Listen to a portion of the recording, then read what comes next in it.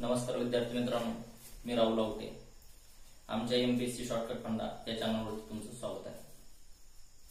मित्रांनो, तुम्ही ज्या उत्साहाने आमचे व्हिडिओ बघता त्याच उत्साहाने आम्ही तुमच्यासाठी व्हिडिओ घेऊन येतो.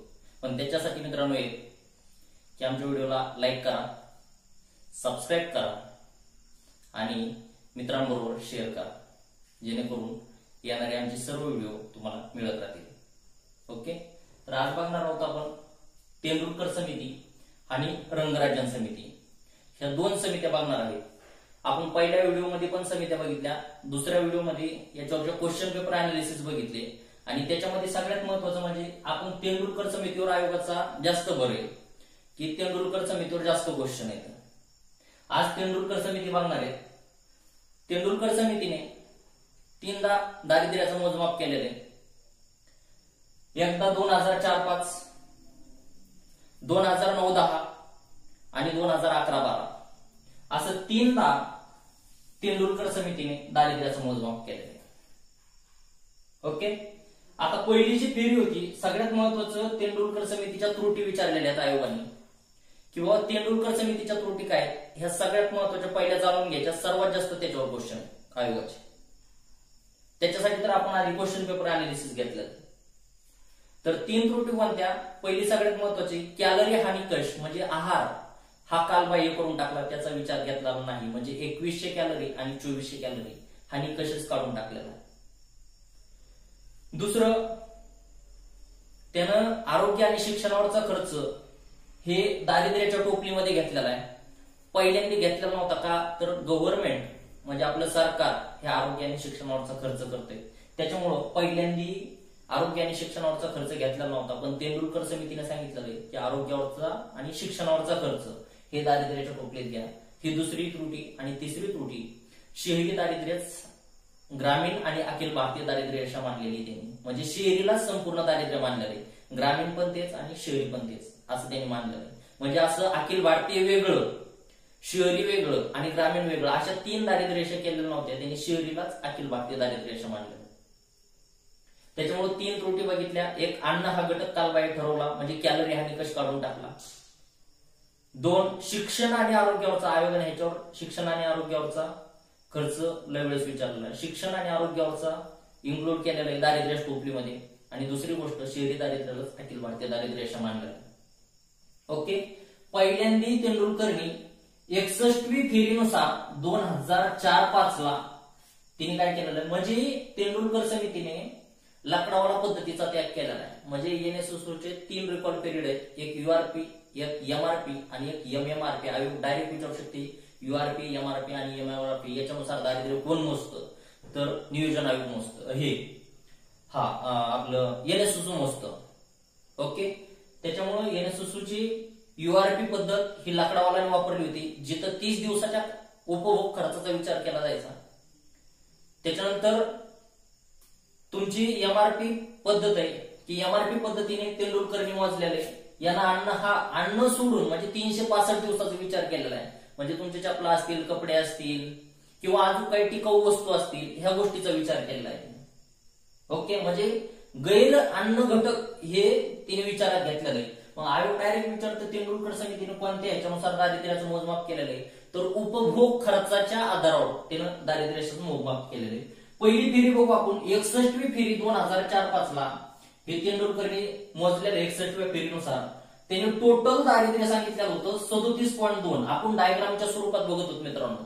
आणि असं डायरेक्ट फॅक्च्युअल आकडे ध्यानात ठेवा. 37, 41, 25 असे ध्यानात ठेवा. 25.7, 41.8 म्हणजे जे दिलेले ते तसे तुमच्या ध्यानात राहणार नाहीत. त्याच्यामुळं मी सांगतो तुम्हाला 37.2% टोटल दारिद्र्य सांगितलं होतं. कधी पण मधला आकडा हा एकूण दारिद्र्याचा असतो. आता आपल्याला माहितीये ग्रामीण दारिद्र्य जास्त आणि शहरी दारिद्र्य कमी असतं. त्याच्यामुळं बघा 37.2% एकूण दारिद्र्य, 25.7% हे शहरी दारिद्र्य आणि 41.8% हे ग्रामीण दारिद्र्य. म्हणजे ग्रामीण दारिद्र्य जास्त 41.8%, शहरी दारिद्र्य 25.7% आणि एकूण दारिद्र्य 37.2%. आणि खर्च सांगितलेला होता ग्रामीणसाठी खर्च कमी असतो.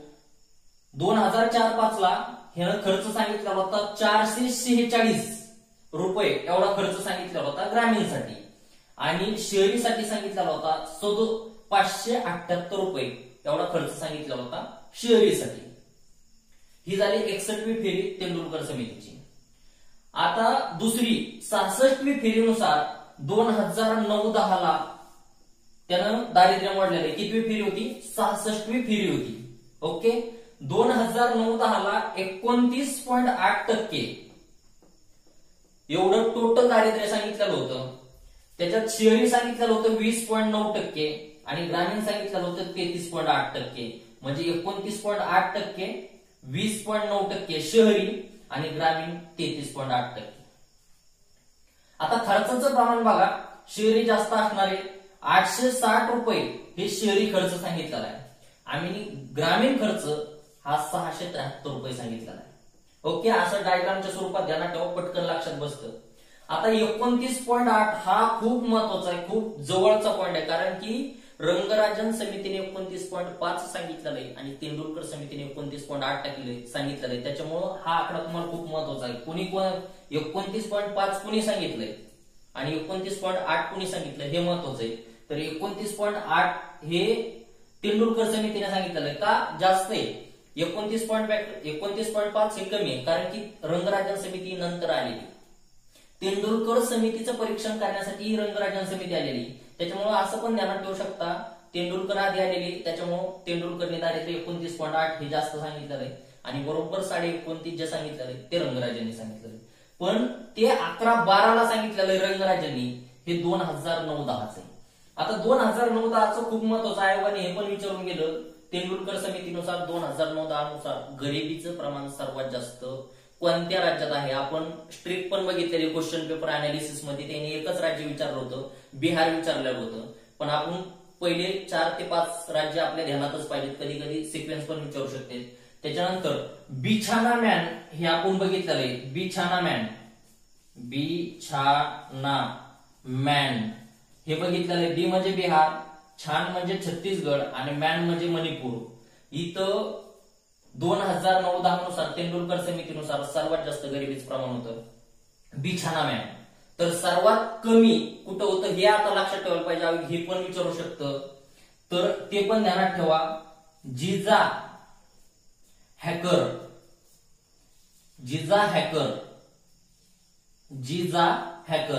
जी म्हणजे गोवा, जा म्हणजे जम्मू काश्मीर, JNK, जा म्हणजे जम्मू काश्मीर, ह्या म्हणजे हिमाचल प्रदेश, कर म्हणजे केरळ. जिजा हॅकर, जी हे इंग्लिश मध्ये जा हॅकर, म्हणजे जी म्हणजे गोवा, JNK म्हणजे जा म्हणजे जम्मू काश्मीर, ह्या म्हणजे हिमाचल प्रदेश आणि कर म्हणजे केरळ. जिजा हॅकर. आता गोव्यात किती होतं? सगळ्यात कमी होतं, तर 8.7% एवढं गोव्यात होतं. त्याच्यानंतर जम्मू काश्मीरमध्ये 9.4 होतं, हिमाचल प्रदेशमध्ये 9.5 होतं आणि केरळमध्ये 12% होतं. हे होतं 2009-10 नुसार तेंडुलकर नुसार. पण महाराष्ट्राचं पण बघायला पाहिजे आपण याच्यासोबत. महाराष्ट्राचं आपल्याला स्पेशल पण विचारू शकतो. 9-10 नुसार महाराष्ट्राचं किती होतं? तर 9-10 नुसार महाराष्ट्राचं टोटल होतं, टोटल महाराष्ट्राचं एमएचचं 24.7% एवढं टोटल महाराष्ट्राचं 2009-10 होतं. त्याच्यात ग्रामीण आणि शहरी बघणार आहेत आपण.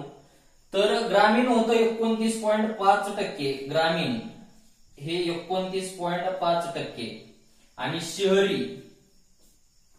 शहरी होतं 18.3%.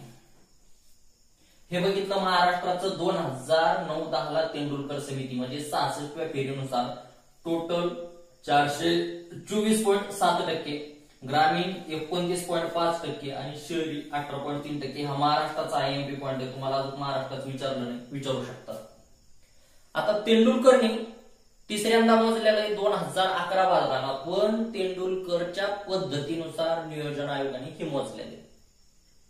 तर तेंडुलकर पद्धतीनुसार नियोजन आयोगाने 68वी फेरीनुसार 2011-12 हे दारिद्र्य मोडलेले. तर टोटल दारिद्र्य किती सांगितलं 11-12 तेंडुलकर समितीनुसार? आयोग डायरेक्ट तेंडुलकरच विचारते, नियोजन आयोग विचारित नाही. जरी नियोजन आयोगाने तेंडुलकर पद्धतीनुसार मोजला असेल तरी पण तेंडुलकर पद्धतीने तेंडुलकरच विचारता आयोग 2011-12 हे ध्यानात ठेवा. 21.9% हे टोटल आहे. किती? 21.9% टोटल आहे. त्याच्यात जे शहरी जे ते 13.7% आणि ग्रामीण जे ते 25.7%. बघा, शहरी 13.7% आणि ग्रामीण 25.7% आणि एकूण 21.9%. हे 11-12 नुसार तेंडुलकर पद्धतीनुसार नियोजन आयोगाने म्हटलेलं होतं. खर्चाचं प्रमाण बघू आपण. 816 रुपये हे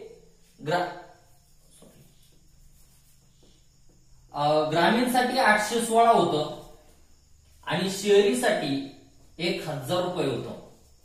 बघा, खर्चाचं प्रमाण शहरीसाठी 1000 होतं आणि ग्रामीणसाठी 816 होतं. ओके. रंगराजन समिती हे तेंडुलकर समितीचं परीक्षण करण्यासाठी आपण रंगराजन समिती आणली होती. आता रंगराजन समिती कधी आणलेली? तर मे 2012 मध्ये रंगराजन समिती आणलेली आणि तिचा अहवाल जो आहे अहवाल 2014 मध्ये. बघा, मे 2000 आयोगाने हे पण चुकविलेलं आहे. मे 2012 ला रंगराजन समिती आणली होती आणि अहवाल 2014 मध्ये दिलेला आहे. तिचे सदस्य 4 जण होते. ते सदस्य कोण आहे बघा? महेंद्र देव, महेश व्यास, सुंदरम, के सुंदरम आणि के दत्त. बघा, त्याचे सदस्य 4 आहेत. महेंद्र देव, महेश व्यास, के सुंदरम आणि के दत्त. आता के सुंदरम हे ध्यानात ठेवा. के सुंदरम आता बघतो आपलं जे आर्थिक वर्ष 2011-12 आधारभूत वर्ष म्हणतो. आधारभूत वर्ष जे 2011-12 आहे हे 2011-12 आधारभूत वर्ष हे के सुंदरम समितीच्या शिफारशीनुसार आणलेलं आहे. ओके. आता यानं पुन्हा तेंडुलकर पद्धतीचा त्याग करून लाकडावाला पद्धतीचा स्वीकार केलेला आहे आणि यानं दारिद्र्य मोडलेलं आहे MMRP या पद्धतीनुसार दारिद्र्य मोडलेलं आहे. आता MMRP मध्ये त्यानं 30 दिवसाचा पण विचार केलेला आहे, त्याच्यानंतर 7 दिवसाचा पण विचार केलेला आहे आणि 365 दिवसाचा पण विचार केलेला आहे. आता जे उपभोग्य वस्तू येतं, ज्या 30 दिवसाच्या उपभोग्य वस्तू ज्या येतं त्या 30 दिवसामध्ये, त्याच्यानंतर 7 दिवसामध्ये कोण येतं? जे नाशवंत वस्तू आहेत आपल्या, मग तुमच्या अन्न असेल, फळं असतील, लक्षात ह्या ज्या गोष्टी येतं, अन्न वस्तूच्या समावेश, अंडे असतील, कडधान्य, दुग्धजन्य पदार्थ, ह्याच्या नाशवंत वस्तू आहेत ह्या 7 दिवसामध्ये घेतलेल्या आहेत. म्हणजे अन्न आणि गैरअन्न ह्या दोन्हीनुसारही मोजमाप केलेलं आहे रंगराजन समिती. आणि 365 दिवसामध्ये तर माहितीये तुम्हाला, चपला, कपडे, आरोग्य, शिक्षण, टिकाऊ वस्तू ह्या ज्या येतात त्या 365 मध्ये येतात. ह्या तिन्ही पद्धतीनुसार विचार केलेला आहे. आपण बघतो लाकडवाल्यांनी फक्त URP म्हणजे 30 दिवसाचा विचार केलेला होता, 30 दिवसाच्या उपभोग्य वस्तूचा विचार केलेला होता. त्याच्यानंतर तेंडुलकर समितीने डायरेक्ट 365 दिवसाचा विचार केलेला होता. अन्नधान्य म्हणजे कॅलरी हानी कशाच काढून टाकलेला होता त्याने. आणि रंगराजांना डबल लाकडावाला पद्धतीचा स्वीकार करून 30 दिवसाच्या उपभोग्य वस्तू, त्याच्यानंतर नाशवंत वस्तू, अन्न, कडधान्य, त्याच्यानंतर दूध, दुग्धजन्य पदार्थ, अंडी, मांस ह्या गोष्टीचा विचार केला आहे. आणि 365 मध्ये आपण बघितलेलं आहे कपडे, आरोग्य, शिक्षण, टिकाऊ वस्तू, चपला या गोष्टीचा विचार केलेला आहे. त्याच्यानंतर कॅलरी हा निकष पुन्हा आणलेला. तेंडुलकरनी कालबाह्य केलता. कालबाह्य म्हणजे सोडून देणे, कालबाह्य. पण यानं डबल लाकडावाला पद्धतीचा विचार केला, त्याच्यामुळे कॅलरी हा निकष पुन्हा आला. मात्र त्याने कॅलरी कमी केलेलं आहे. 2100 आणि 2400 कॅलरी असं जे होतं, म्हणजे आपण बघतो कॅलरी शहरीसाठी कमी लागतं आणि ग्रामीणसाठी जास्त लागतं. तर बघा यानं कॅलरी जे 2100 होतं ते 2100 कमी करून 2090 केलेलं आहे शहरीसाठी. कॅलरी निकष खूप महत्वाचा आहे. कॅलरी निकष सुद्धा जोड्याला होता. आपण बघतो 2019चा राज्यसभा क्वेश्चन, त्याच्यात गौरव दत्त त्याने 2100 आणि 2400 कॅलरी असं जोड्या लावायला दिलेला आपण बघितलं. क्वेश्चन पण घेतलेला आहे तो, त्याच्यामुळे क्वेश्चन पेपर खूप अनालिसिस महत्वाचं आहे. ओके. त्यानं गौरव दत्तनी 2100 आणि 2400 सांगितलेलं होतं. दांडेकर रथ आणि DP ओझा यांनी 2250 सांगितलेलं होतं. त्यानंतर खूप महत्वाचं आहे. आणि नियोजन आयोगाने 1976 ला पहिल्यांदा कॅलरी निकष आणलेला होता. ओके. आणि ग्रामीणसाठी जे 2400 कॅलरी होतं ते कमी केलं आणि 2155 कॅलरी हे ग्रामीणसाठी घेतलेलं आहे. बघा, दांडेकर रत्नी 2250 सांगितलेलं होतं, डीपी वजानी पण 2250 सांगितलेलं होतं, गौरव दत्त यांनी 2400 आणि 2100 सांगितलेलं होतं.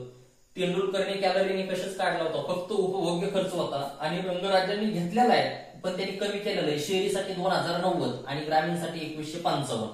ओके, आणि त्यांनी 68व्या फेरीनुसार म्हणजे 2011-12लाच 68वी फेरी झाली. एक तेंडुलकरने पण मोडलेला आहे 68व्या फेरीनुसार आणि रंगराजांनी पण मोजलेलं आहे.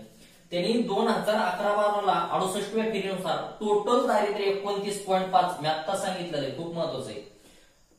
तेंडुलकरनी जे सांगितलं होतं 29.8 सांगितलेलं होतं, पण ते 2009 दाखलं होतं. आणि हे रंगराजांचं जे आहे ते 11-12च आहे आणि ते 29.5 आहे. ओके, म्हणजे नंतर आलेलं आहे. त्याच्यानंतर जवळचे जे आकडे येतात सगळे रंगराजन समितीचे ध्यानात ठेवायला लय सोपं. जवळचे पूर्ण आकडे 29.5 असन हे टोटल सांगितलं. त्याच्यानंतर ग्रामीण सांगितलं 30.9% आणि शहरी सांगितलं 26.4%. म्हणजे सगळे जवळचे आकडे बघा, 29.5 हे एकूण, ग्रामीण 30.9, शहरी 26.4. आता खर्चाचं प्रमाण कसं सांगितलं रे? खर्चाचं प्रमाण शहरीमध्ये सांगितलेलं आहे 1407 रुपये, आपल्याला माहिती जास्त लागतं, 1407 रुपये शहरीमध्ये सांगितलेलं आहे आणि ग्रामीणमध्ये 972 रुपये एवढं खर्चाचं प्रमाण सांगितलेलं आहे. ओके, आता आपल्याला दोन गोष्टी तिथं, दारिद्र्याची लोकसंख्येनुसार राज्य बघायचे आणि दारिद्र्याच्या प्रमाणानुसार राज्य बघायचे. आयोग काय विचारतंय याच्यावर फोकस करायचा. प्रमाण विचारतंय का लोकसंख्येनुसार राज्य विचारतंय हे बघायचंय आपल्याला. त्याच्यासाठी आपण स्ट्रीक बघणार आहेत. आता दारिद्र्याच्या लोकसंख्येनुसार सर्वात जास्त आणि दारिद्र्याच्या प्रमाणानुसार सर्वात जास्त. आता लोकसंख्येनुसार सर्वात जास्त बघा, लोकसंख्येनुसार सर्वात जास्त उत्तर बी मध्ये बंगाल महान.